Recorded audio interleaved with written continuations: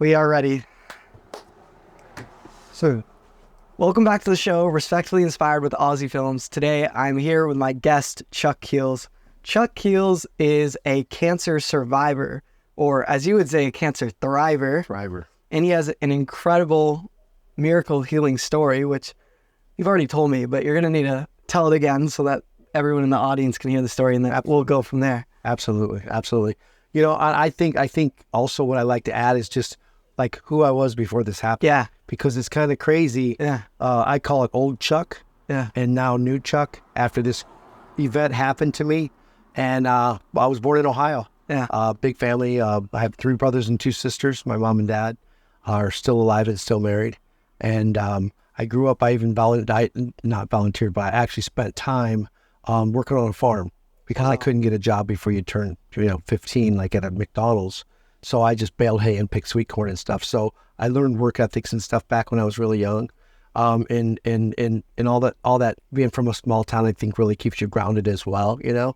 Every time you think you're cool, somebody will, straighten you out. Wow. It's usually an older brother or somebody, and basically moved to Phoenix, Arizona, had a job offer out here.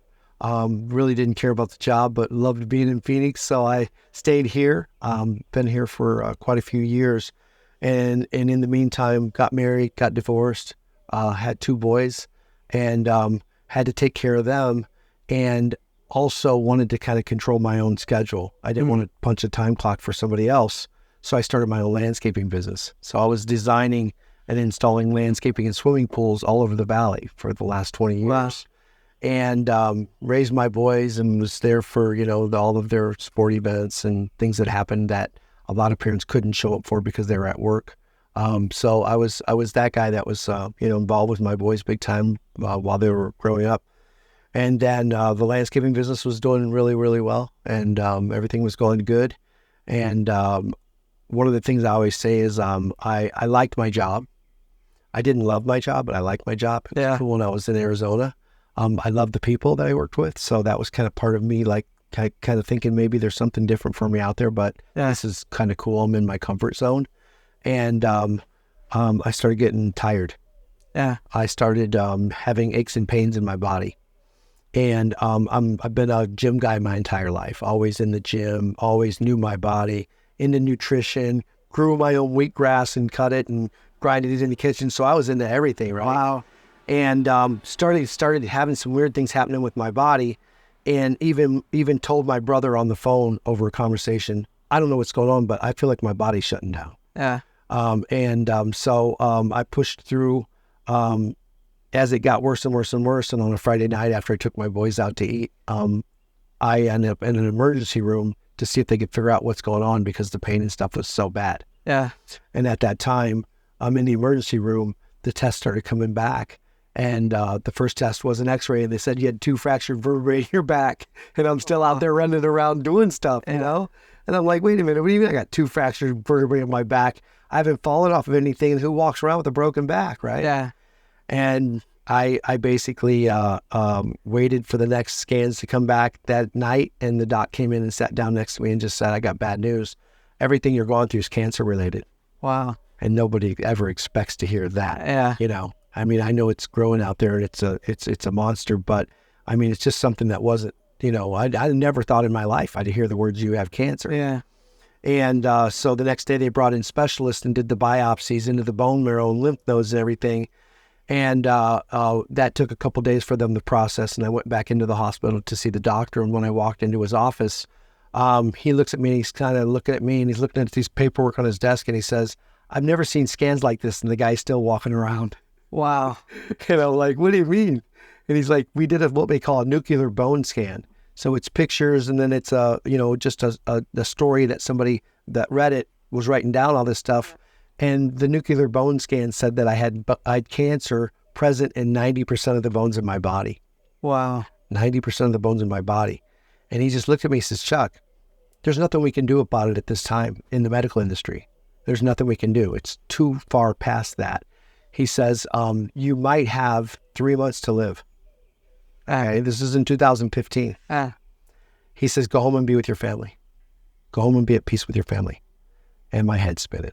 I'm driving home, tears coming down my face. And I was just like, is this a nightmare? Is this a bad dream? What's going on? And I had to go home and wait for my boys to come in from school on the bus. One's in junior high, one was in high school, and break the news that, the doc said I had 3 months to live. Wow. You can imagine, it's been 9 years. I'm just where I can actually talk about it and not just melt into the floor right here, And so I told my boys it was heavy. And that night, I get a knock on the door. Yeah. And I go to the door, it's 2 hospice nurses. Wow. So if anybody knows what hospice is, that's where you go when you're checking out. That's who they send into your life when you're checking out. They either come to your house or you go to a hospice center, and that means that you're towards the end of life. Yeah. I was in hospice. Wow. So the story kept going from bad to worse. Something that happened that night was one of the younger hospice nurses was sitting on the couch, and they're writing prescriptions for pain meds. They wrote a prescription for a bed to be downstairs at my house so I didn't have to climb the flight of stairs because I was in such pain. I look over and she's got a tear going down her face. And I was like, the hospice nurse has a tear on her face. Does it get any worse than this? Wow. Could it get any worse than this? And so just kind of, freaking out about, everything that's going on and trying to sort through. And I'm a problem solver, so my brain's just working. What do you do? What do you do now? What's next? And so the next morning I told the boys, I said, we're going to pack up and head back to Ohio where I'm from, because by this time I'm losing weight. Yeah. I didn't look good at all. And I said, we're going to head back to Ohio. And my thought was, I've got to get them to where my family can take care of them when I'm gone, when I'm dead. And so I bought a plane ticket for 6 days later. And that week, early in the week, I started thinking, what do you do now? You don't pack up your stuff and move across the country if you've got 3 months to live, right? And I started making phone calls, and people started calling me that seen my me just announce on social media that I'm going through cancer and it doesn't look good.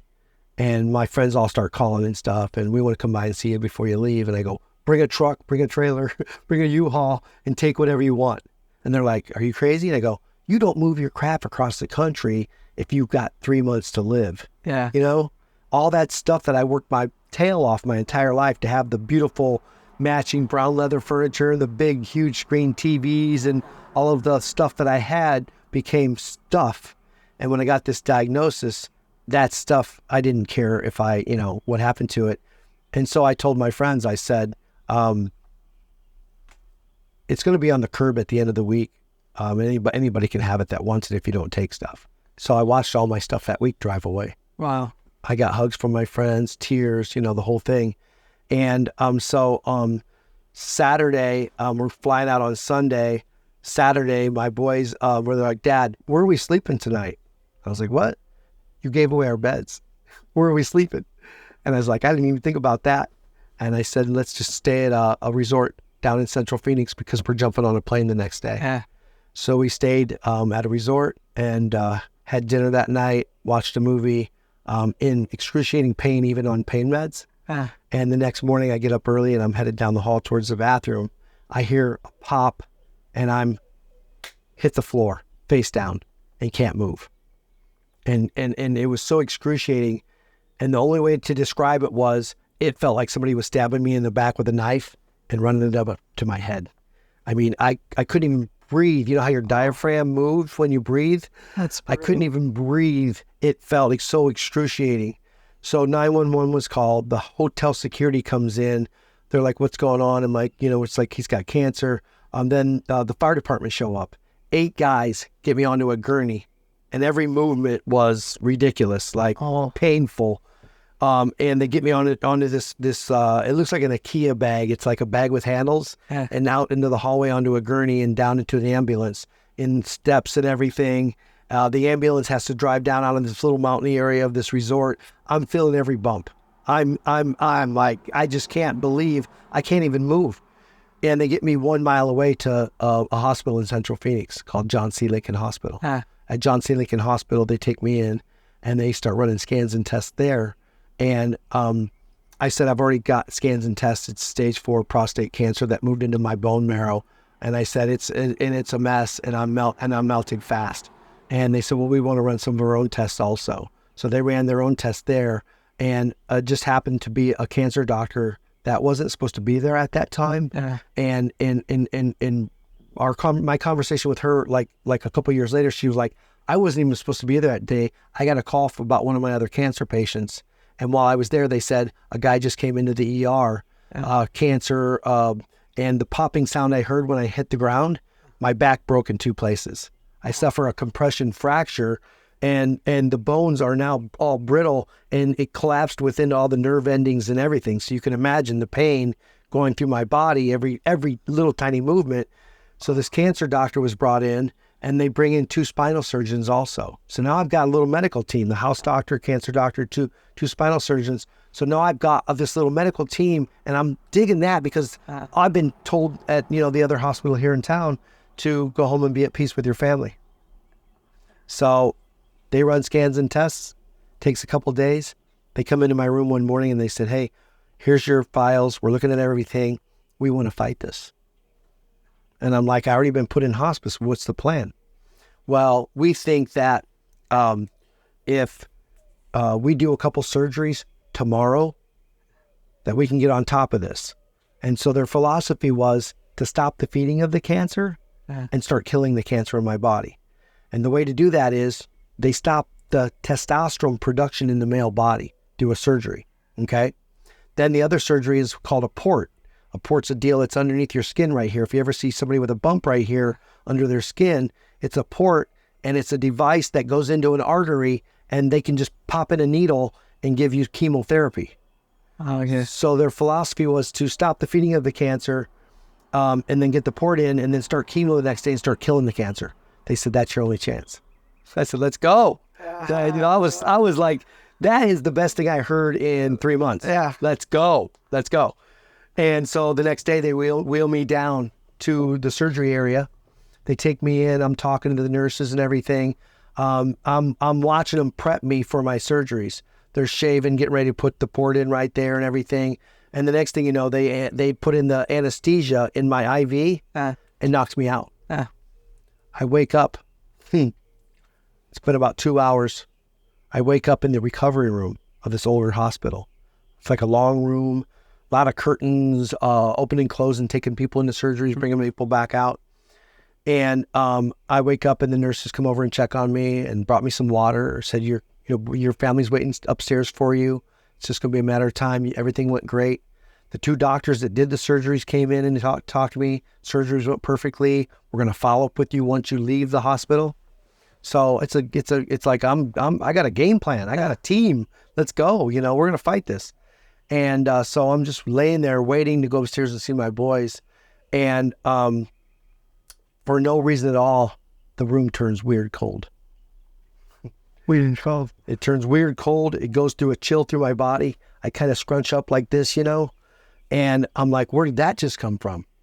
And the first thing I do is I look to the right, because that's where the double doors are, where they're taking the patients in and out for their surgeries.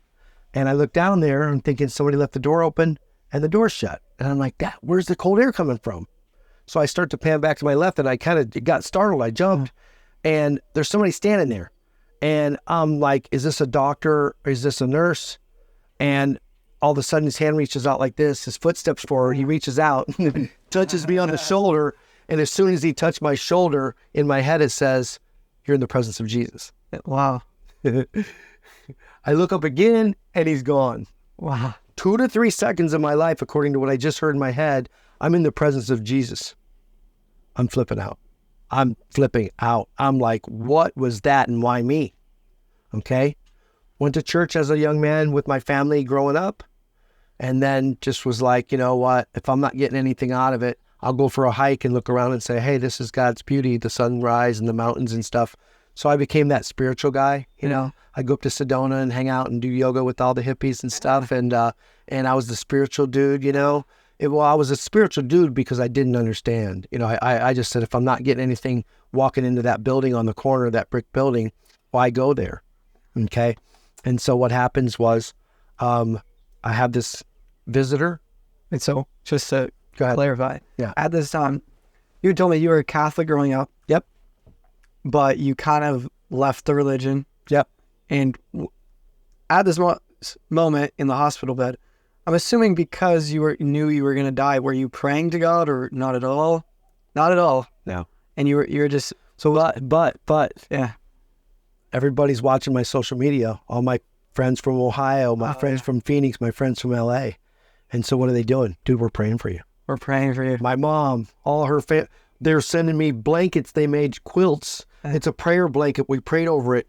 Wrap it around you. I had all this input. So I was like, that's cool. That's cool. That's cool. I'm digging that, you know? But I wasn't like, you know, okay, God, this is between me and you. I didn't have a personal relationship with Jesus Christ. Even even when you knew you were going to come to die, you weren't like, let me get, so I feel like a lot of people, they get to a really drastic point in their life and they're like, well, now that I'm suffering or I might die, I got to get back to God. It wasn't even like that. Mm-mm. Wow. So even though I grew up in the church with my family, I got a lot of Bible, I knew the Bible stories and stuff. Yeah. The missing piece, I didn't have a personal relationship with Jesus. Wow. I wasn't taught. I don't care what church you go to. Yeah. If they teach one thing, a personal relationship with Jesus, you know, that's it. Yeah. You got to have that. If you don't have that piece, and I'm in a Christian school, and I wasn't getting taught a personal relationship with Jesus. Wow. So that was my handoff. That was my you know, with the Catholic Church. But, you know, my wife said, you know, it's not just the Catholic. There's a lot of churches out there that are missing the ball. They have their own man-made religion. Yeah. And you do this and you do this and you're a good, you know, you're a good Catholic boy or whatever it might be.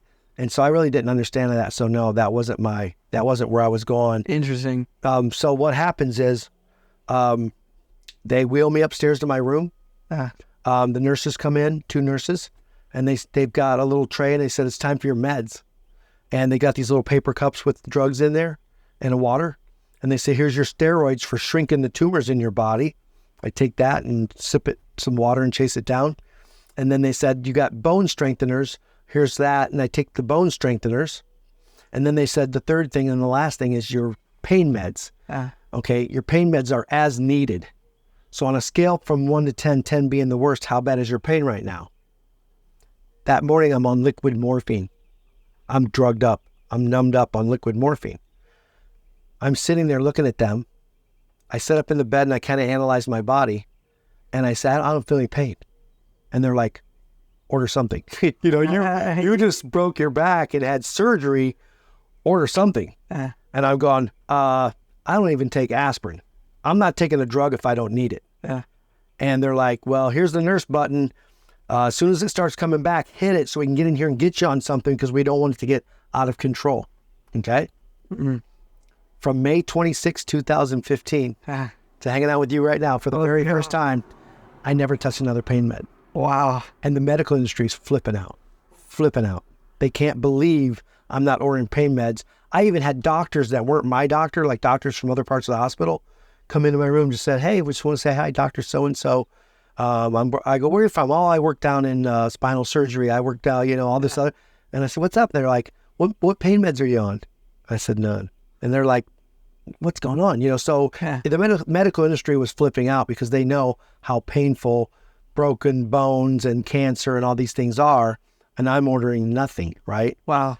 So I moved from that hospital in Central Phoenix up to the Mayo Clinic in Scottsdale, and I'm there for 3 weeks. And what normally happens is when you're at home melting away from cancer, and then your body starts breaking and you end up in the hospital, usually you end up going from there to like hospice. You're done. Yeah. All right. I'm there and they're trying to figure out what's going on with this guy. Yeah. He's going into the kitchen and making breakfast in the morning, scrambling eggs and sitting out on the patio. Some mornings I got up and put on my walking shoes and went into the desert right there around the hospital. Not very far, but I'm a hiker, you know, and I love being in the desert. I'm getting better. You were able to walk right after this spinal surgery, or pretty much right after. That's a crazy Usually part of you it. would not be able. No way. No way with the pain and stuff that I was in. And there's part of the story, okay, I'm going to go back and tell this because it's very important. Yeah. Because I jumped right over. I moved from at John C. Lincoln Hospital, okay? The day that I was touched on the shoulder and had a visitor in there, okay, still a human. What happened? I don't know. Did it mean anything? I don't know. Just everything's going through my head. But like I said, I'm a problem solver and my brain wouldn't turn off. And all I know is I'm not feeling any pain. So it's kind of weird. I'm like, what's going on? How come I'm not feeling pain? And this morning I was on liquid morphine. What happened, right? And so I'm laying there in bed. And I was telling you, I grew up doing some farming. So I still go to bed at like 9 o'clock at night and I'm up at 4:35 in the morning. So that's just me, right? Well, instead of washing my face and turning off the lights and getting in bed at 9 o'clock, I'm laying there freaking out, flipping out. What happened? What's going on? Why am I not feeling pain? And I remember seeing the clock on the wall go to 10, 11, 12 o'clock. I'm still laying there with the lights on. And sometime after midnight, I completely lost my mind and I start talking out loud. All right, God. All right, God. When the medical industry says they can't figure out what just happened, that means it's a miracle. All right, God, what did you do? What did you just do to me? Okay, I'm having a out loud conversation. Wow. After midnight in the hospital room. So what happens is I'm laying there and I'm thinking about this and I'm trying to figure out what happened. And after I started running my mouth, I start getting downloads. Some people believe in them, some people don't, but I start getting a voice in my head. And the first thing I hear was, you've been a fighter your entire life. What are you doing? I'm like, whoa. So I'm laying here feeling sorry for myself. I've got stage 4 cancer and I got 2 boys at home I'm trying to raise and now I'm dying. And then a couple seconds go by and the next thing I hear is, as long as you're alive, be fully alive. Wow. It's like, I'm like scooting over to the edge of the bed. I put my feet on the floor. We got an IV pole with all these fluids and stuff, coming to me. I grabbed the IV pole and really what I was just going to do was stop feeling sorry for myself. As long as you're alive, be fully alive. Go to the bathroom, wash my face, turn off lights, and go to bed and end my day like I normally did. But when I got to the bathroom, I just kept going. And I walked out onto the hospital floor. And I started walking, and I walked 2 laps around the hospital floor after spinal surgeon. Dude, I never thought about that. I shouldn't even have been walking. But some of the nurses were like, you shouldn't be out of bed without, physical therapy. And I was like, I feel pretty good. I didn't even think about it until just now. This is crazy. So I walked 2 laps around the hospital floor. At the end of one of the floors is a scale. I get on the scale and look at it. I'm down 40 pounds and I didn't have 40 pounds to lose. I was a gym guy. I was a fitness guy. I'm down 40 pounds. I'm like, I can't believe this. I'm melting away. I get back to the room. I wash my face. I turn off the lights and I climb in bed and I go, I just walked 2 laps around the hospital floor with no pain. What's going on? What's going on? I said, God, I don't know what's going on, but I know this is you because they can't explain it. And so I have been trying my plan my entire life, banging my head into the wall, trying this, trying that, closed doors. No closed doors for Chuck. I'm going to keep going and bang my head. I'm exhausted, and I just turned 50 years old. And I said, you know what? I surrender. I surrender to you. I said, I'm tired of my plan. I want your plan. I'm going to follow you, whatever you're going to do, but I'm going to really put it to the test. Like I'm going to test God, right? I'm going to put you to the test. And I said, I won't even turn right in my car without saying a prayer first. Like, which direction should me and you go today? What should we do? So they moved me over to the Mayo Clinic and I seen some pictures of me at John C. Lincoln going through this part of this journey and being touched on the shoulder and like walking and stuff now. And I seen a picture of me. I cooked breakfast, was sitting outside having breakfast and somebody was visiting me and took a picture. When I looked at it, I was like, wait a minute. The picture in John C. Lincoln Hospital looked like a guy that was probably within days of dying. The picture of the guy sitting at the Mayo Clinic having breakfast looked healthy. Wow. It was insane. That's crazy. Insane. Do you have the pictures? Maybe not right now, but maybe I can superimpose all of them. Yeah, if you could send me the scans and the pictures so that I want the people here to see it all. And this was the eye opener for me. Like what just happened? look at this guy. He's got 9 toes in the grave, you know? Look at this guy. He looks pretty good. And how far apart were those? A week. A week. Wow. That's right. Crazy. So, and then people coming to visit me even said, dude, you look pretty good. Well, at the Mayo Clinic, they usually, like I said, when you go to the hospital, when your body's breaking down and you're stage 4 cancer and there's cancer in 90% of your bones of your body, that's usually your last drive. You know, you don't have another plan after that because you're not going much further because you're dying. I moved back home in 3 weeks and started taking my boys to football practice and cooking dinner for them. Wow. And my family in Ohio and on the phone and stuff were like, the ones that were here taking care of me, they're like, what do you mean you're going to go home and start doing this? I'm like, I miss being a dad. I miss being, with my boys. I miss my family.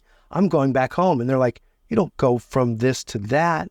And I did. Yeah. And I moved after 3 weeks at the Mayo Clinic. They're like, he's doing really good. The chemo was kicking my tail. Yeah. They started the chemo, and the chemo, I had every side effects from the chemo that you could imagine. I couldn't even get out of bed for 3 days. Because of the chemo? Yeah, the first day I got chemo, that next morning I woke up and I was going to go towards the door. I made it like maybe 4 or 5 steps. Yeah. I barely got back to the bed without falling down. Got in the bed and slept all day. So you felt, according to your story, when you walked around the hospital floor, you felt healthier then than when you actually started taking chemo. I felt so good between the chemo sessions, and then he gave me chemo and kicked my tail for about 3 or 4 days. Burnt the lining of my throat, couldn't get out of bed. I mean, everything you could think of. Lost my hair, shaved my head because I was coming out in clumps. I felt really good, and then another chemo and crap for 3 or 4 or 5 days. Yeah. Then I'd start feeling good again, and I would be in the pool stretching and trying to move my body, walking in the desert. I felt really good, and I hated the chemo, and you would think, why did you even do it? You had a miracle healing, but I was a human. I didn't know I had a miracle healing. Yeah. I'm still trying to figure out if I'm going to be on this earth for a short journey or a long journey. And what happened was I went through chemo, not knowing that I was going to start my own foundation and start coaching people. And now we can talk, how you doing on your chemo? I understand. I kicked my butt. I understand. When you start talking to somebody about experience, and they're like, hey, Chuck, my doctor's not talking to me about this. He's not. Your doctor never had cancer. Your doctor's never had chemo. Your doctor don't know what it's like to... Dude, let me tell you a story. Wait, so you think God let you experience chemo even though you were healed so that you would be able to help other people? Absolutely. Yeah. Absolutely. Let me tell you about the first chemo session. Yeah. It blows my mind. Okay. And this is why I want to tell you, because, so they bring in all the paperwork because you have to sign that it's okay that they administer chemotherapy in your body. Yeah. Okay. So I sign all the paperwork and they say, tomorrow the nurses are bringing in the chemo. 2 nurses come walking in my room with, I'm talking about like welding goggles on. They're covered from head to toe. They got lead protecting gloves from their fingertips to their elbows. They come in holding a bag of chemo that they're going to put in my body. Oh, wow. I'm looking at this. I'm like, you can't even get this on your skin and you're going to put that in my body? That's funny. Is that crazy though? No. Have you ever thought about that? I mean, that would definitely be a huge red flag. Oh, I was flipping out. And then they put it in my body, and then I had every side effect you could imagine. Yeah, and not only that, but I also thought, I didn't think at the time until later when I started saying, I'm starting to feel better. I think I'm going to make it through this. I started thinking, is this chemo in my body, my organs and on my body, is it going to affect me later in life? Yeah. And that's why I was juicing essential oils, working out, sitting in the sun and sweating it out, getting vitamins from the sun. I was doing everything I could health-wise to combat the chemo. I was fighting that. Oh, wow. You know what I mean? That's crazy. Is that crazy, dude? They had welding gear on, holding a bag of chemo. They're going to put in my body. I'm glad you included that. So anyway, basically I moved back to my house. I took my boys to football practice. I cooked dinner on the days that I didn't get chemo. The days that I got chemo, same thing at home. I couldn't get out of bed. My neighbors came over. There was a knock on the door one night. My neighbor's holding chicken enchiladas. Yeah. I looked at it and I looked at her. I was like, you made me and the boys dinner? Wow. I can't believe that. Come here and give me a hug. And this feeling went through my body, and I call it love. Like she was pouring love onto me. Okay. And it's another thing that I didn't know was going to become part of my cancer foundation, coaching people after they were diagnosed with cancer is accepting love. Because a lot of people, especially like the moms, what do they say? They take care of their kids, they take care of their husband, they get cancer, they're like, hey, what can we do for you? No, I'm okay. That's just their just natural reaction. No, I'm okay. Even though they're going through treatment and it's kicking their butt, they're like, I'm okay. I coach my cancer patients, you're not allowed to say no. When someone says, what can I do for you? What would you like to do? Well, I'm going to come over this weekend and clean your house. Is that okay? Are you kidding me? Yeah. Heck yeah. I'm going to cook you dinner and bring it over for your family. Heck yeah. And it's a two-part thing. That feeling that I got of love going through my body, now that's coming into them. But what about the person offering it? It's a blessing coming back that way. So it's a two-sided thing. And I had to learn this because I was the guy that always said no to everything. Everybody asked me, no, I'm fine. I was the guy they called because I had a landscaping business to show up with my trucks to help them move. I was the guy that said yes to everything and didn't want anybody to do anything for me. And God shut me down. Shut me down. Like, now you have to accept, love and people around you helping you. And I was really humbled. And it's okay. It's okay to, hey, what can I do for you? You know what? I can't get to the grocery store. Dude, make me a list. I'll run to the grocery store for you. Are you serious? I need that right now. So I went through so many lessons through my journey, that I had no idea God's plan for me. I was just doing things and like, whoa, what is this? Learning from it, And I even started calling it God school. I didn't go online and take a course. I was experiencing things and asking God, what should I do here? Which direction should I go? How should I do this? Should I ask for help? Should I do this? I started praying through everything.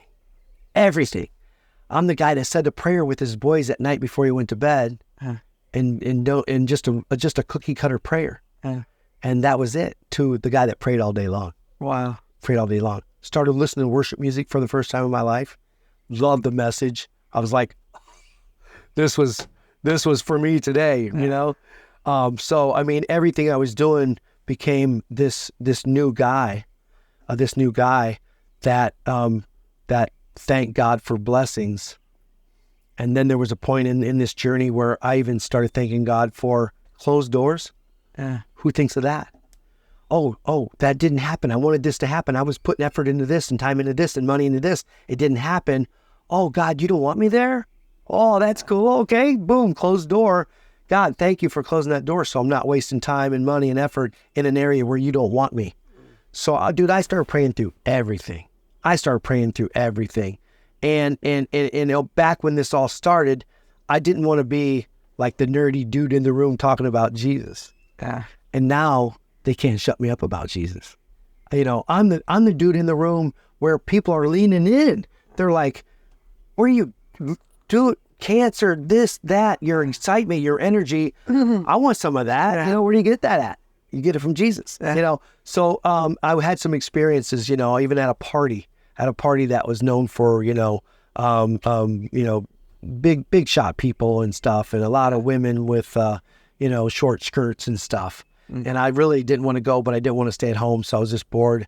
And I went, and somebody was like, hey, that's the buddy that's having his birthday. That's his buddy that's on his Facebook page that survived stage 4 cancer. Dude, tell me your story. And I'm telling him my story, and I look around, and there's 20 people around me listening to my story about God at a big rock and roll party. Wow. And they were just like, that is so cool. That is crazy. And I'm driving home, and I'm like, who are you? Took the room and turned it into church. Wow. I I started seeing things happen around me, and I worked for the devil when I was a young man, the partying and stuff, and now I didn't.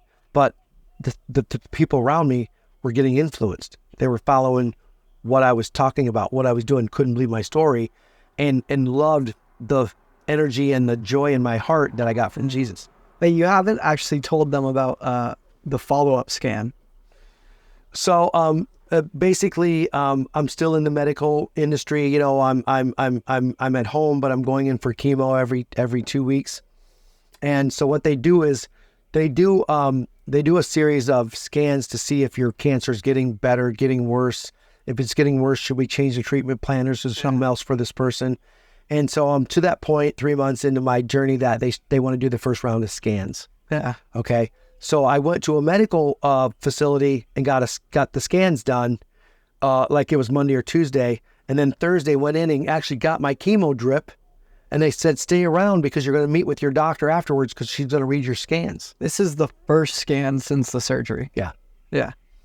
So went in, got 2 hours of drip, went in the waiting room. They call me. I walk in. My doctor's from Pakistan. She's a little fire plug, you know. She gets stuff done. She's really into your case and how the cancer's behaving. She's that kind of doctor. So that's why I said I want her in my corner. I walk in and she's smiling from ear to ear. And I walk in. I was like, "Hey, Dr. Ahmad, what's up?" And she's like, "I could not wait to see you today." Wow. She's like, "I studied cancer all over the world, and I've never seen anything like this before in my life." She says, "Your journey, Chuck, it's not of medicine, it's miraculous. Not only was I healed of terminal cancer," she said, "the broken bones in your body are so clean we couldn't tell they were ever broken." That's incredible. My head's spinning. There wasn't a single cancer cell in your body. I didn't know at the time that they were all gone.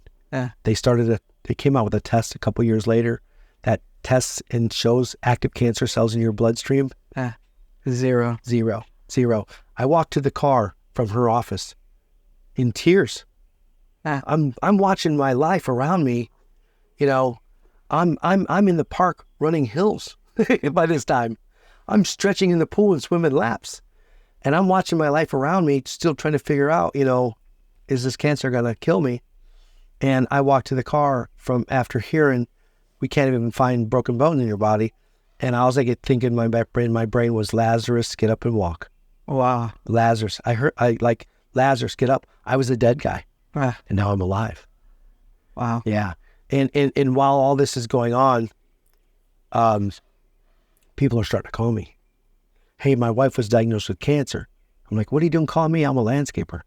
They're like, "No, you survived stage 4 cancer. What did you do?" I want to, you know, I'm like, whoa. And the first thing I do is tell them the story. And then I would tell them, you know, we're going to juice and we're going to, and this is things I did, you know, love, prayer, juicing, essential oils, and move the body.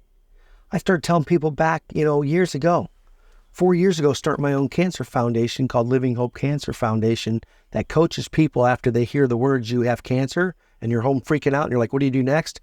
Well, I became that next room. And what's my platform? Prayer, love, juicing, essential oils, and move the body. Get up and live. It's you can't make this up. You can't sit down with your business buddies and make a business plan for the next 6 months, year, 5 years, 10 years. God is orchestrating something that I've never seen before in my life. And it's blown me away. And not only has the Cancer Foundation grown nationwide, it's grown worldwide. And now I'm speaking all over the world about my cancer journey and my testimony and just loving on people everywhere I go. I've never seen anything like it before in my life. Wow. That is an incredible story. I'm so glad I got to hear it in depth because I heard it on the phone and online, but it's just so inspiring.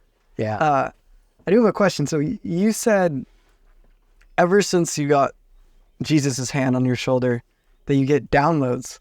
And well, first of all, I love the word download. It's so good. It's crazy. But I personally, like, and I know you have pushback from other Christians, I've never heard God's audible voice. Right. But you say that you do hear it after. I hear it so much that my wife said you should write a book about, you know, and it's a funny thing because I'm living in Arizona and you've seen the canals in the water. I take my dog for a walk on the canal. The book's going to start. I took my dog for a walk on the canal this morning and God said, boom, boom. I can tell you some stories. And when I talk about these downloads I'm getting from God, it blows me away. And when it started happening, because it was stuff that I never thought about. And it was like, whoa, what? Starting the foundation and what I was doing and made pretty good money as a landscape designer and was going to take a big pay cut. And I'm walking my dog and God says, you're already rich. Yeah. And I'm like, I got kids and haircuts and clothes and, houses and cars and trucks to guy. I got it, and I've been a sales guy my entire life. Yeah. I've been a hustler. And then, look at your bank account and go, look what you did, look what you did. Good job. Never gave God the glory. And so all of a sudden God says, you're already rich. And I actually heard this. There are people so wealthy in this world, big bank accounts, so unhappy they take their own lives. True. I come home and I'm like, you're not going to believe what I heard this morning. Yeah. And it's true. But it still took me 2 years to be able to take money completely off the table and say, okay, God, it's your economy. I work for you now. And sell my landscaping business and think, I'm gonna be this far from homeless, I'm gonna have no bank account. And what am I doing now? We're in your van right now. This is my RV. Yeah. I'm traveling the world speaking. I'm like I said, I shouldn't even say the word I take credit for zero. Zero. God gets the glory because he's orchestrating this entire thing. He orchestrates, how much money's in my bank account. I don't stress out over the money in my bank account. I just live this life that he's got me living. And there's something that I like to say is I remember when I got to the point of like just seeing what's going on and like the light bulb came on. And when the light bulb came on, I said, God, the answer is already yes before you ask me the question. Yeah. Yeah. A pastor I really like always says, God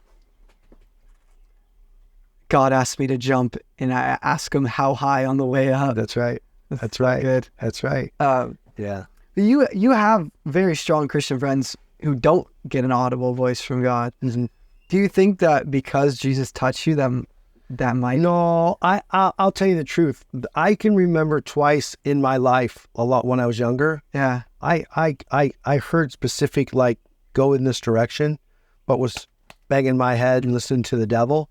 One of them was I went through divorce. My wife was an alcoholic. Yeah. So I went through divorce and I had 2 boys.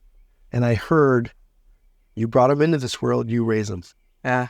Just that basic little phrase, never thinking it was God. Yeah. I started looking back at my life and was like, I can think of a handful of times that I heard a voice, never thought it was God, and now I know it's God and the directions that he sends me in and what he asked me to do. And it's crazy. I mean, even last year was the first time I went out of the United States to the Netherlands. Yeah. I'm in the Netherlands, an American boy, like flipping out over the history, the buildings, the food, the way people dresses in Europe, It's different than here. And I'm there and I'm like, God, I can't believe you have me here in Holland. And I hear a voice and it says, everything I ask you, you say yes. Wow. It's just so cool and so crazy. Yes. But we question it our whole lives. We push against it, and the devil's working so hard all around us to keep us distracted because he don't want you working for God. And then once you start working for God, he's not threatened if you stay at home and you don't do nothing. He's threatened when you're out there talking about Jesus. So then the devil's just all over me. I mean, there's so many situations that I get tempted in, but also through my prayer, through my walk with Christ, I identify those temptations faster now than I ever had in my life. I go, that's not God. God wouldn't want me to do that. And so I identify it much, much faster. And it seems like the closer I get to Christ, the clearer my brain is on these things. The discernment. Yeah. Yeah, it's interesting because I feel like I've had a lot of moments where God's guided me toward something. I mean, even you're going to walking the Camino, this Red Bull thing that I just got picked to go to Europe and go across Europe using Red Bull as currency. And when I saw the ad on Instagram, I had a feeling in my head that was like, you already got picked. Right. But I'm like super hesitant to say the words God told me because it's not like an audible. God's not like, oh, apply to this and you're going to get picked, but I just felt like I would if I did it. Right. So that's where I'm like, I know that you applied. And how many people applied? Thousands. thousands. That's what they said. Yeah. Yeah. And you got picked. Yeah. Okay. But here's the cool thing about it. Yeah. I mean, because I go on a lot of adventures. God's like, okay, you're going to speak. You're going to, I'm going to Maui in 2 weeks. I'm going to be in Maui for 2 weeks. I'm getting calls from Maui now. Like I heard from a friend, you're going to be here. Can you speak here? Can you work with the Red Cross, with the families that were out of their homes because of the fires? I got stuff dropping on me right now. I was just thinking about the trip to Maui. So you're thinking about this trip across Europe and what you're going to do, but God's got a plan that's going to blow your mind. 'Cause I want to talk to you after you come back, because you're going to be like, and I want you to document, on your phone, on your notes or something, document every crazy little cool thing that happens and the people that God puts in your path. And some of it's going to be so that you can minister, and some of it's going to be lessons for you to learn. And see, every situation I go into it, and I love when God downloads, you're going to Maui, you're going to Spain, you're going to, Connecticut, wherever, because it's like, okay, I'm gone, and I know I got a speaking event there, but I don't know why this camera did die out. Let me put a battery in here. All right. Yeah. But here's the cool part about you getting this opportunity. Yeah. I know there's a God plan. Oh, there's always a God plan. It's going to be so cool. And there's going to be experiences that because you're not in your place in California, like there's times that I'm at home and I'm like, I'm tired. I'm going to kind of chill today, maybe clean up the house. And God's like, nothing's going to happen if you stay in these doors. I'll go to a farmer's market. I'll go to a restaurant, have breakfast or coffee, and end up talking to people, meeting new people, telling my God story, meet new friends. I'm hugging people. Oh, hey, my husband's going through cancer. Yeah. It happens every day now. I don't have God events like once a month. I have God events daily. Wow. Daily. When I get home at night. And when it first started, I was like, oh, I couldn't believe who I met. I can't believe that happened. And now it's every day. And now also, this is kind of cool too. God's got friends around me. Hey, do you want to go to dinner tonight? Yeah, let's go to dinner. And I start talking to a table next to me, and the lady starts crying like, my husband is going through cancer right now. I was like, you're kidding me. I knew God was sending me there at that time to meet somebody. And my friends are watching this stuff now. My friends are watching stuff that I'm like, we're supposed to go somewhere today. Like, all right, let's go. Go there, and something crazy happened, and we're leaving. I look at my friend, and they look like a ghost, and like, what just happened? I've never seen anything so powerful in my life. Wow. God said go. God said go. That's crazy. So when I first heard your story, I heard it from Sky, and I wanted to interview you because of the cancer story. Right. But then when we did a FaceTime, you told me your cancer story, which the cancer story is incredibly miraculous, but I relate to you because of those stories. And I don't know if I told you, but when I first walked across the Camino, so I emailed this guy, and he decided to, essentially what had actually happened is that two other kids my age emailed him, and he gave them this challenge to go walk across Spain. And someone told me who knew him, who said I should basically invite myself. And I was like, okay, if you think he's going to let me do this, if I invite myself. So I email him, and he tells me one day before that he'll also pay for me to go. So I kind of invited myself onto a trip with two other people. Right. And I was so self-conscious about spending this guy's money, even though he was a multi-millionaire, that I booked a 2-week longer trip. Right. So the two kids who we actually sent, they were going to walk the Camino, and then on the last day, after walking the Camino, they're just going straight home. Right. But I had 2 extra weeks, and I was just like, whatever, like I have friends in Europe, God will help me figure it out. And we walk for 10 days, 3 days left.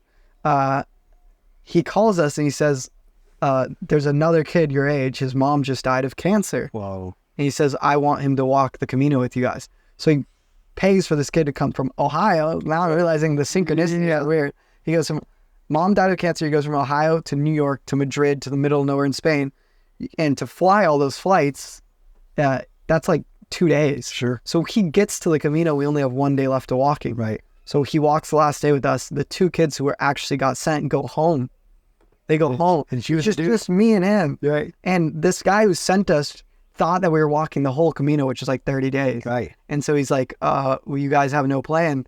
But he's like, okay, I feel bad. I just sent this kid, so I'll pay whatever you want to do. If you want to fly to Morocco, You can fly to Morocco if you want to drive through the north of Spain. He says, if you go to Lisbon, you can meet my friends. Because this guy has an entrepreneur company, he knows all these crazy entrepreneurs. We're like, well, let's go meet his friend. Right. We go to Lisbon, and he puts us in a group chat with this guy, and this guy, who's his friend, happens to be the founder of Yacht Week, which is like the largest boat party company in the world, right? I mean, not like what I was necessarily looking for, but the whole time I'm in these, I remember I got into a hostel in Lisbon, Portugal. I climb up, get in the bed, and I close the curtain. There's a 6-person hostel, and this girl says, oh, that guy was drunk. I don't know why she said that. Like, it was just based off my movement of getting into bed. She thought I was drunk. Right. And I haven't drinking alcohol in 2 years. I quit alcohol. Right. So I open it and I go, hey, I'm not drunk. I actually don't drink. And we start talking. She was very spiritual. She grew up in Australia, church hurt, left Christianity, started going spiritual, traveling the world. And I talked to her for like 4 hours about Jesus in this hostel with 6 people at like 2 a.m. Right. No one told me to shut up. No one told me to be quiet. They all just listened to me talk about Jesus.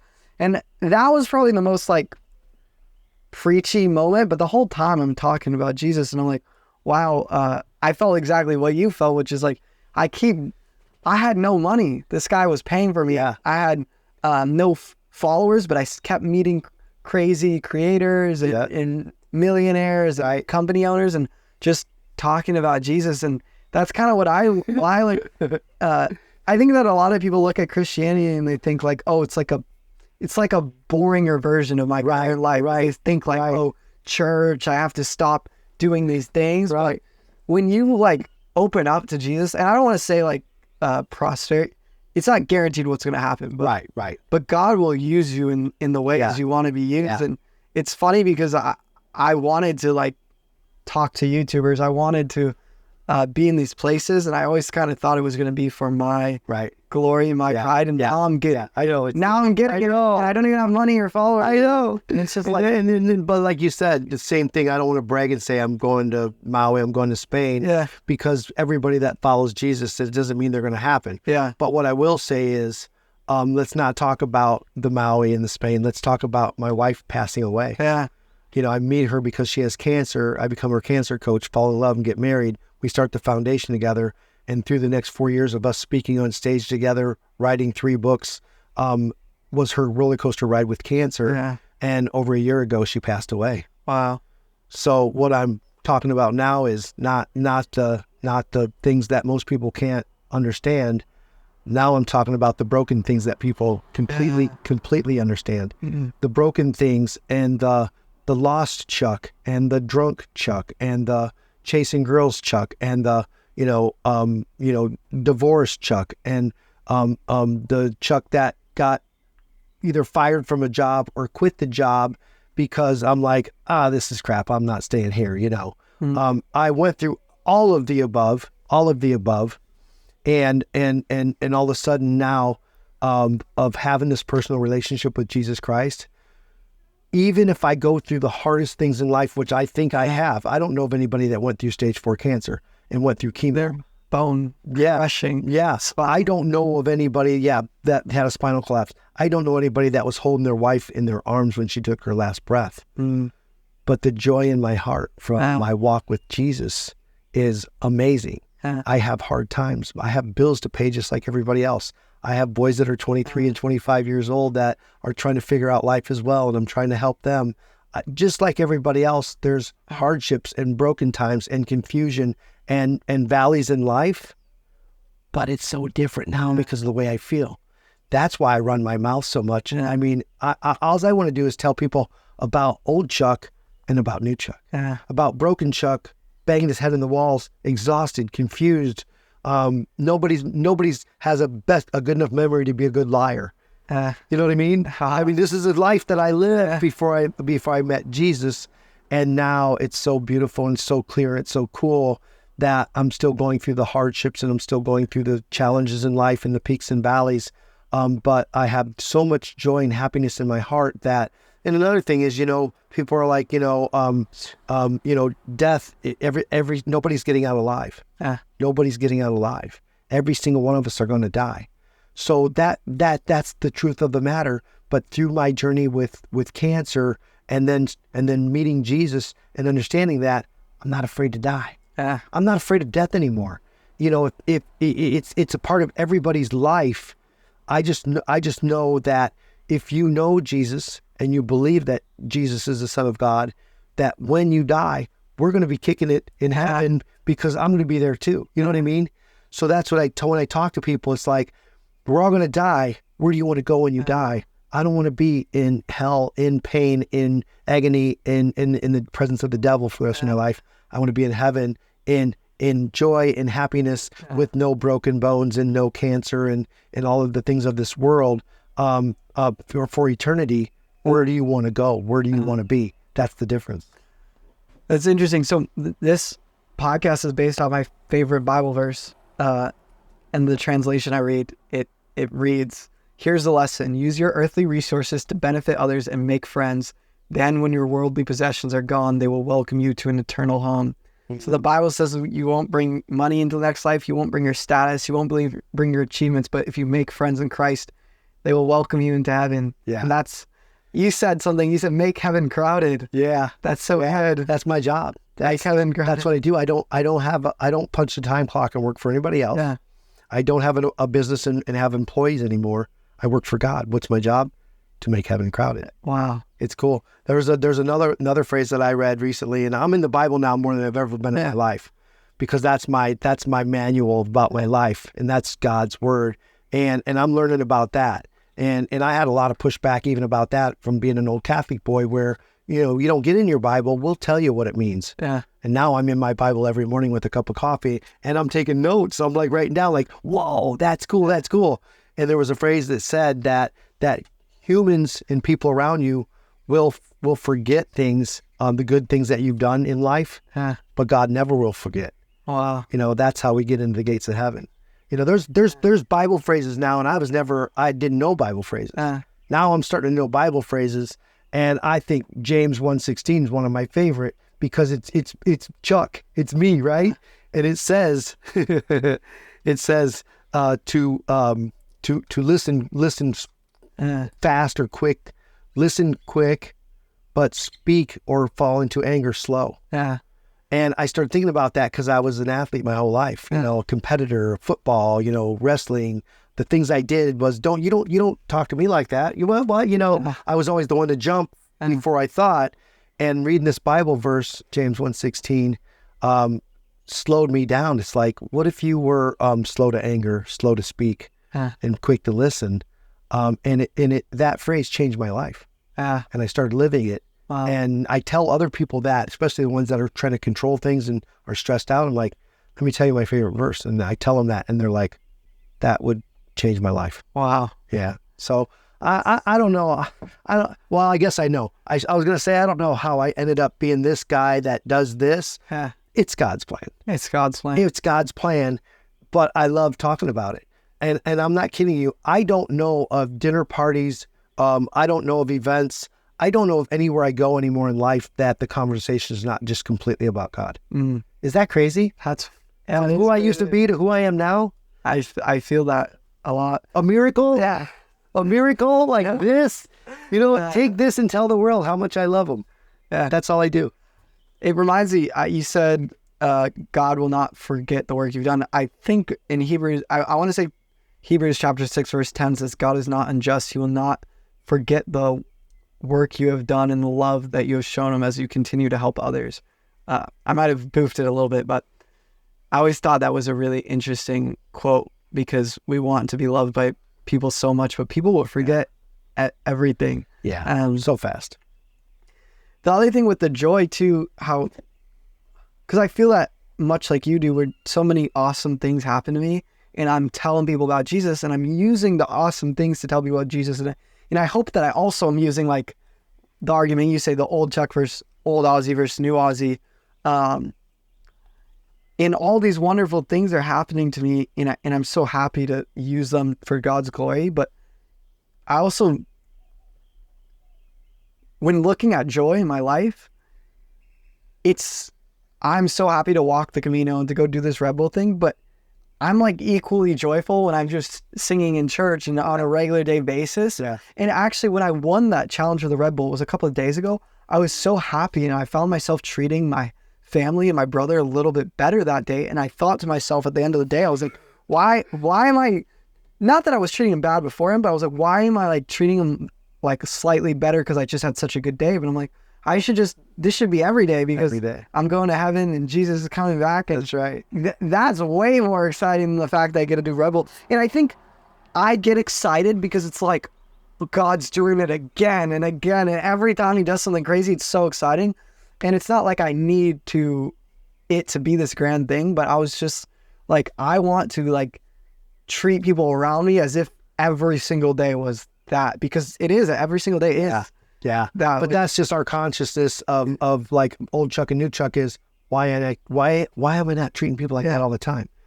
And then I started changing me, and I got a nice fat tattoo right here that says save me, change me. Yeah. And what that meant was he saved my life from cancer. I was dying. My family said I looked funny and I smelled funny. I smelled like a dead person. I was dying, right? But not only did he save me, he changed. But in the last 8 years, he started molding me. He started molding me. And so I started identifying that. And so just like you said, it's why don't I just treat him like that all the time? I'm going to do that. And I started putting everything into play and love how he molded me and is molding me. And I can't wait to see the next 5 years, 10 years, 20 years of what his plans are for me, because right now it's just unbelievable and beautiful. I just, like I said, I pinch myself sometimes. I'm like, who are you? Yeah. I'm such a different guy from who I was before the miracle to who I am now. And the difference is Jesus showed up. Yeah. Wow. Do you ever feel the why me? I know you said why me, but when I hear your story, it's really interesting because I'm not on the side of Christian. I would say I go to a non-charismatic church, really. So it's not, before I met Sky, I never heard about miracle healings. Like I read them in the Bible, and it wasn't even something I thought about. I didn't even think about denominations. I didn't know what denomination I went to. I just thought there's like Catholic, Christian, and Mormons who are in the world. And I just grew up, never was taught about miracle healings or anything. And I told you I met Sky at that creator event, and she wanted to make a video about Jesus, and I was the only one talking about Jesus. So I was like, I'll help you make a video. And she had identified that the only thing Jesus and her spiritual audience have in common was they'd be interested in miracle healings. Right. And so that was kind of when I went down this rabbit hole to try to help her make her videos. I didn't know if I believed in them either. I mean, I believe in them in the Bible. Right. And I'm still like very confused, but I know that in a lot of the stories we found as we were making the video, it was, first of all, it was very, very strong Christians who would have them. And second of all, it would be like a group of people or praying on someone. But yours, you weren't even identified as a Christian, and no one was praying like onto you. So I thought that was so interesting. And, there's other Christians who have such, or other people with cancer who have such strong faith who are praying every day, having people lay hands on them. And do you ever wonder why you? There's a worship song, and it says, I wasn't looking for Jesus. He came looking for me. Yeah. That's my song. That's my words to my song. I wasn't looking for Jesus, but God knew. So God's got a plan for you when he knit you together in your mother's womb. Yeah. It's already laid out. We have the freedom to make decisions. He gives us this, but he knows what we're going to make the decisions and where we're going to be and what we're going to be doing. Yeah. How we're going to influence people and how we're going to be influenced by others. So basically, in this journey for Chuck, it was this plan of, okay, go bump your head for a long time in your life. Really, really fail, really have hardships, go through a nasty divorce, go through all this stuff. Okay, time's up. I need you to come and work for me now. How about stage 4 cancer, almost dying, hospice, crying, everybody, the family, people around the country. Oh my God, I can't believe Chuck, my buddy's wife said he's been up for 2 nights. He can't sleep because he heard you had cancer, and and all this stuff's going on around me. And all of a sudden, Jesus shows up. Yeah. Save me and change me, just like the tattoo says. And so in this guy with this personality type that he gave me, this big mouth that he gave me, my love for people that he gave me, before I was born, all these things. And now he said, okay, now we're ready to go to work. So, but what about the people who don't feel Jesus came into their life? Like, do you think everyone will live out God's plan for them? So no, I don't. And that's unfortunate, but I hope they do. And I hope through hearing my story is I'm planting a lot of seeds. Yeah. And I'm seeing I'm getting a message from somebody. Hey, I met you 3 years ago in the park and told me a story, and me and my wife, and it changed our life. Wow. I'm seeing it now. I'm planting the seeds, telling them about my miracle. In the Bible, Jesus did miracles. Why? To open up people's eyes. Yeah. Like, whoa, he really is the Son of God. So all these miracles happen in the Bible. Well, Chuck's miracle is not the modern day miracle. There's millions of them. Yeah. I'm around them now. I'm around cancer patients. I get a call from a guy a couple months ago, and he's a doctor. Yeah. And he's like, I never thought I'd be making this phone call, calling you. I know him, right? Yeah. And he's like, right now they're detecting 8 different tumors in my body. And I'm kind of flipping out. I go, okay, well, let's not go all the pieces before the bomb drops. Let's figure this out.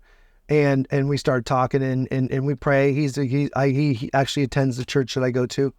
And so we pray, and then 3 weeks go by, I don't hear from him. And I'm like, what's going on? I want to hear what happened. And then him and his wife call on Saturday, hey, after church tomorrow, do you want to go to breakfast? I'm like, yeah, definitely.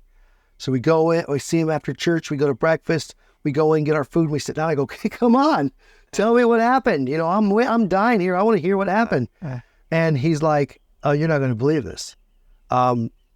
We've got the pictures and the scans and the 8 tumors in my body. I went back in to have them actually biopsied, where they drill into them and get a little piece of them and send it off to the lab. And they couldn't find any. Wow. What? What? What do you mean? They're gone. They're not there. So there's modern day miracles, huge miracles like what happened to me or what happened to my friend.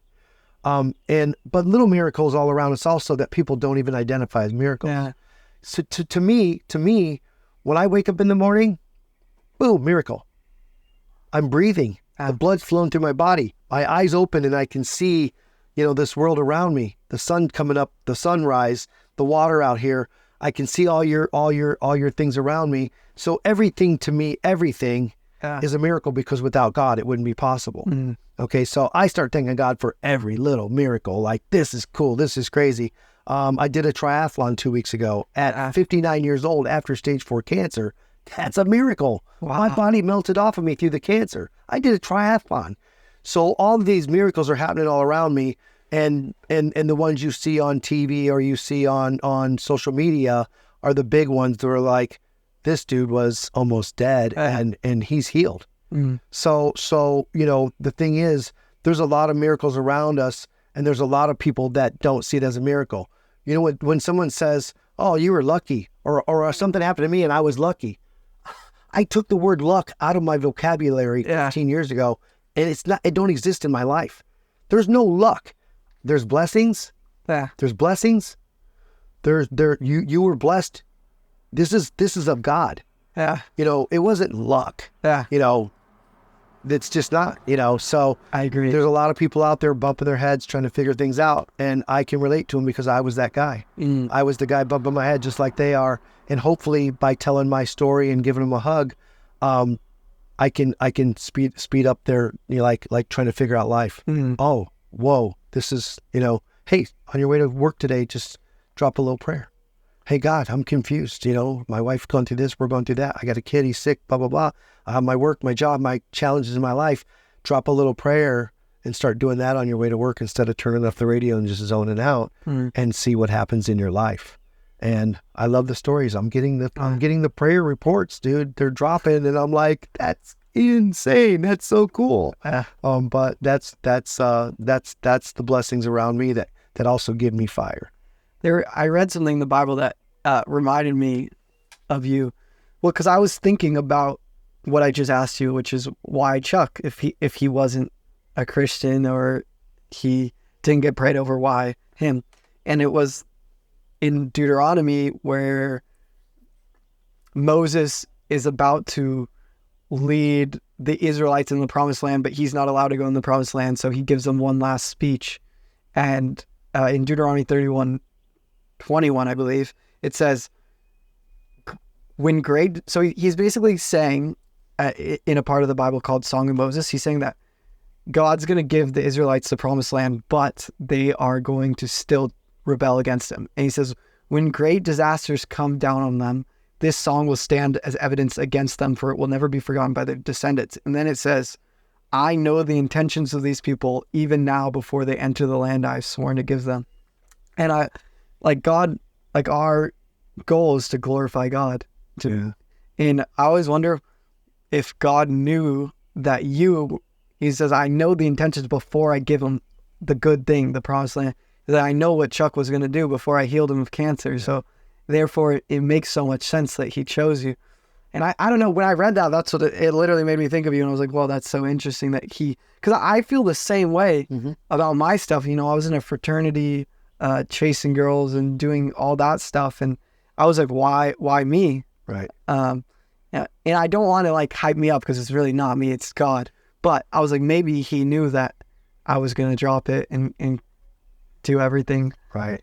What do you think about this? I get to interview you for a second. Yeah. What do you think about the fact that you meet Sky? Sky tells you about me, and we're sitting here talking right now today.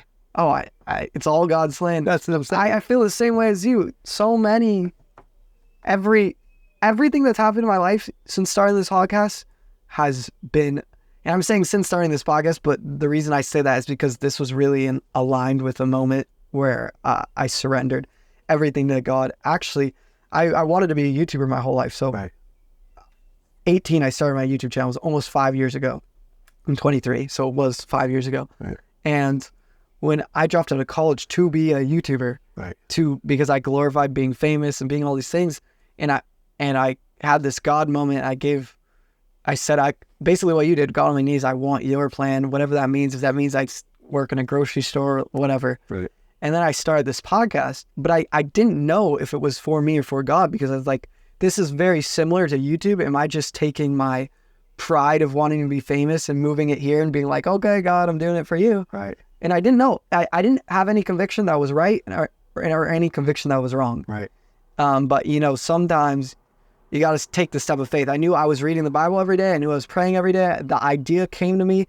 I knew that I think the best entrepreneurs solve problems they themselves faced. And my problem was I idolized work, I idolized fame, I idolized success. So I was like, okay, I'm going to go on a podcast and talk about not idolizing those things. Right. And talk about relationships, which are in the Bible. And I was like, we'll see where it goes. But I didn't know if it was for God or not for God. I just started and then email a guy. He pays for me to walk across saying I'm at creator events, preaching the gospel to 20 people in front of. I literally been telling. I went to this event. So for the audience, for creators, and every day I would pray, Jesus, show me someone to talk to. Week-long event. Every day I would have an hour-long conversation with some YouTuber. These were the people I wanted to meet because I wanted to just be cool, but now I'm getting to meet them and tell them about Jesus. Second to last day, I'm supposed to go home, and someone says someone wants to know about God. There are 20 people around a fireplace, and one person goes, oh, if you want to know about God, you should talk to Ozzy. He's been telling everyone about Jesus. And I said, oh yeah, if you want to talk about Jesus, we can go over there and talk about it. 5 people in this fireplace go, no, we want to hear it. So now I'm saying it to 20 creators. I don't, every single person here has a bigger following than me, more money than me, and I get to preach. And it's just so similar to your story. And I really just was like, God, I always pray. The number one thing I say, God, have your way. Whatever you want, have your way, have your way, have your way. And up until this point, his way is been things I've dreamed about, and I'm not expecting it to stay that way or not stay that way, but I just say have your way. And it's been, I tell people my life, and I almost feel bad, I tell people that I give the glory to Jesus, but sometimes I feel bad because I'm like, I don't want you guys to think that you give your life to Jesus and you just start getting free trips everywhere. But for some reason, that's what is God's doing. Your misery. Yeah, he puts you through the stuff he put you through. You know, being in the frat, the girls, the drinking. I was very depressed in high school too. Even thinking about YouTubing, you know, very lonely. All this stuff was the reason, and he's just back smiling, watching you bump your head. You know, this is what happened to me. He's just back there. He's like, when Chuck comes out of the blocks, it's on. Yeah. Right. So your misery becomes your ministry. Yeah. Your hardships become, you know, what you're going to teach somebody, and you couldn't teach them if you didn't experience that yourself. Yeah. And also the fact that you're into the YouTube, you know, events and stuff. He's got you right where he wants you. Yeah. He wants you in the middle of that, because who else is there talking about him? Yeah. He had it all planned. Yeah, he did. I always think Romans 8:28, and we know that in all things God works for the good of those who love him, who have been called according to his purpose. Because what originally made me think of this verse is like, my brother's a really bad alcoholic, and a lot of the people who help him are previous alcoholics, and so a lot of them got help through Jesus, and then they go to help other alcoholics. And I think, well, I don't think God was up there saying, I'm going to make you an alcoholic for 10 years so you can help other people. But I think once you say, okay, God, I'll give you my life, then he'll use these bad things. He'll use all things for good. And I think about, like, you went through cancer and stuff, and then you say, oh, God, I'm on your team now, and he uses it. And like, the thing I really struggled with was idolizing people, and it made me lonely, because I would just work so hard and try to be these people and then now I get to be in the rooms talking to them, telling them about Jesus. And in a sense, well, I so feel unworthy, because I'm like, oh, why me? Like, I'm the one who has pride and stuff. But in another sense, I'm like, well, it makes sense, because he's using it for his glory. He's using I was the same way, like with pro athletes, movie stars, stuff like that. But cancer don't discriminate. I'm getting calls from movie stars and pro athletes saying my wife, my mom was diagnosed with cancer, and I'm like, I'm talking on the phone with, you know, and in the next few months of our conversations, me coaching whoever they love's going through cancer, it's really interesting, because they're like, how are you doing all this? How are you doing this? Although, I think this camera why it took off just now. Okay, so yeah, it's like these people that are pro athletes and stuff that I always idolize, they're calling me, watching me in my life with Christ, and they're like, how are you doing this? Wow. I'm watching you, I'm listening to you, I'm following you, and I'm laughing. I'm like, boy, things sure did turn around fast. You know, it went from me idolizing them because of mostly status and money, you know, to now them like, how are you doing this? And look at your lifestyle, and I'm kind of digging this. And so it's such an interesting thing that we can be in a place where, because of our following Christ, and sharing our life and sharing how much God loves us, he's just turning it all around right in front of us. It's wild. It's the best. Yeah, it's the best. It really is. Is there anything else you want to tell them, or any stories? No, I mean, I got a ton of stories. I mean, my website, my foundation is called Living Hope Cancer Foundation. Yeah. And if they go to Get Up and Live, so getupandlive.org takes you right to my website. So say someone's like, hey, I want to check this guy out. A lot of people kind of hesitate to go there because I talk about cancer all the time, but it's more of just like an inspirational, trauma, hard things in life, which could be anything. I got friends that say cancer's not just cancer. There's a lot of forms of cancer in our lives. You know, it could be other forms of cancer, mental problems or other things, whatever it may be. There's forms of cancer in a lot of ways. So people go on the site, and there's free videos on there that walk you through what to do after a hardship. And with me, it's after a cancer diagnosis. And they talk about a little bit of everything, even the power of prayer. Yeah. Also on there's an 8-day Bible plan about healing. So I send all of my people on there, and they say, in the next 8 days, you're going to watch one a day. And what it is, it's a Bible plan. Yeah. A friend of mine that actually survived stage 4 cancer, and her husband's a pastor, wrote this for me. Yeah. And so it takes them through the Bible about healing the body and what you're going through and the mental stuff. And then also there was a TV program called the 700 Club, and it's a worldwide program. And they put my story on there, my interview on there. And that's how I started getting a lot of speaking events around the world because of people seeing that. I'm still getting calls. I got a call this week from a pastor in Memphis, Tennessee that just saw it. It came out 2 years ago and wants me to go to Memphis, Tennessee and speak at his church. So the website's got a lot of content and a lot of good stuff on it, but check that out, getupandlive.org, and just follow crazy stuff that I'm doing on all the different, I'm on, YouTube, TikTok, Instagram. It's What's your handle? It's fun. So I started a lot of them before I started my foundation. So it's just Chuck Keels, Keels. So Chuck Keels. And then there's a couple pages. There's some stuff under Living Hope Cancer Foundation. I just didn't know what it was going to turn into. I didn't know it was going to mature into a foundation that's getting worldwide reach. And so I just kept adding like, well, I better get on TikTok. I better get on, Yeah. And so it's a mess right now. I'll get it together one of these days. Maybe not, I don't know. But if people just follow Chuck Keels or Google, it's fun if you ever just Google Chuck Keels. Yeah. I never seem to like it because it's all my videos, podcasts. It's all it's stuff from all over the world. And I'm looking at myself and I'm like, who are you? That's funny. This is what happens when Jesus shows up. Yeah, that's amazing. Incredible story. Yeah. Should we pray and then wrap up? Yeah, and you want to drop it? Yeah. Give me your hand, man. Come on. God, I just thank you for Chuck and bringing us together and for the world to hear his incredible story, God. Thank you, Jesus. God, I pray that anyone listening to this, that they'd be moved by his story and that you would utilize it for your glory, God. God, I thank you for Sky and using her as a connection for both of us, God. God, we pray too that Sky would come to know you deeply and intimately, God. God, and I just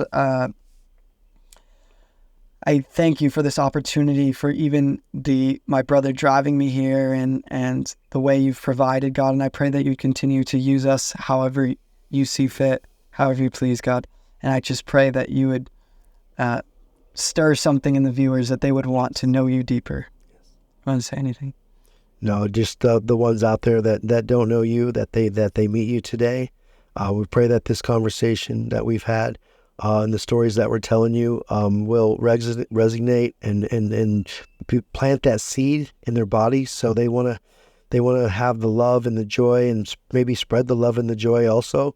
And we thank you, God, for the meeting today. And I always laugh because we didn't know this was going to happen a few months ago, but you knew it since I was born. Wow. So it's just such a beautiful thing. And just I want to thank you for loving us the way that you do. And all of this in Jesus' name. We pray. Amen. Amen. All right. That was good. How cool is that, dude? That's so awesome. All right.